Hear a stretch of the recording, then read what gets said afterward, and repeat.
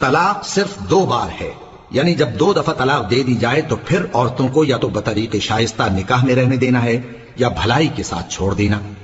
اور یہ جائز نہیں کہ جو مہر تم ان کو دے چکے ہو اس میں سے کچھ واپس لے لو۔ ہاں اگر زن و شوہر کو خوف ہو کہ وہ اللہ کی حدوں کو قائم نہیں رکھ سکیں گے تو اگر عورت خاوند کے ہاتھ سے رہائی پانے کے بدلے میں کچھ دے ڈالے تو دونوں پر کچھ گناہ نہیں۔ یہ اللہ کی مقرر کی ہوئی حدیں ہیں، ان سے باہر نہ نکلنا، اور جو لوگ اللہ کی حدوں سے باہر نکل جائیں گے وہ گناہگار ہوں گے۔ پھر اگر شوہر 2 طلاقوں کے بعد تیسری طلاق عورت کو دے دے تو اس کے بعد جب تک عورت کسی دوسرے شخص سے نکاح نہ کر لے اس پہلے شوہر پر حلال نہ ہوگی۔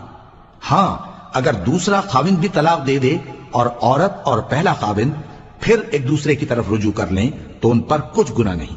بشرطے کہ دونوں یقین کریں کہ اللہ کی حدوں کو قائم رکھ سکیں گے، اور یہ اللہ